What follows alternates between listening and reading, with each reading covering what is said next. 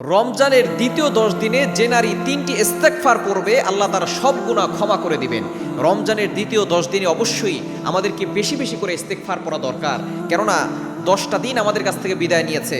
বাকি যেই দিনগুলো আছে এই দিনে অবশ্যই আমাদেরকে আল্লাহর কাছ থেকে ক্ষমা নিতে হবে, কারণ নবীজি সাল্লাল্লাহু আলাইহি ওয়াসাল্লাম জানিয়ে দিয়েছেন যে ব্যক্তি রমজান পেল আর নিজের গুনাহ খাতাগুলো ক্ষমা করতে পারলো না, তার মতো হতভাগার কপার পোড়া কেউ নাই।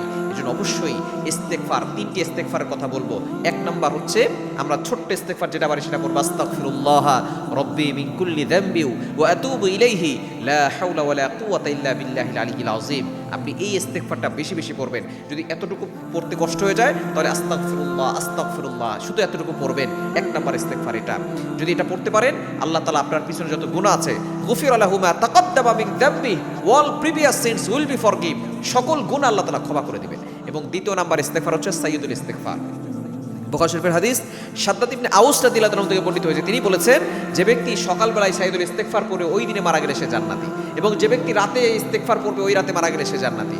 ইস্তেগফার হচ্ছে আল্লাহুম্মা আনতা রাব্বি লা ইলাহা ইল্লা আনতা খালাকতানি ওয়া আনা আবদুকা ওয়া আনা আলা আহদিকা ওয়া ওয়া'দিকা মাসতাতা'তু আউযু বিকা মিন শাররি মা সানা'তু আবুউ লাকা বিনি'মাতিকা আলাইয়া ওয়া আবুউ লাকা বিযামবি ফাগফিরলি ফাইন্নাহু লা ইয়াগফিরুয যুনুবা ইল্লা আনতা। এই সাইয়্যিদুল ইস্তেগফার দিনই হলো একবার পড়বেন, রাতে অবশ্যই একবার পড়ার চেষ্টা করবেন, মৃত্যুর সাথে সাথে জান্নাতে যাবেন।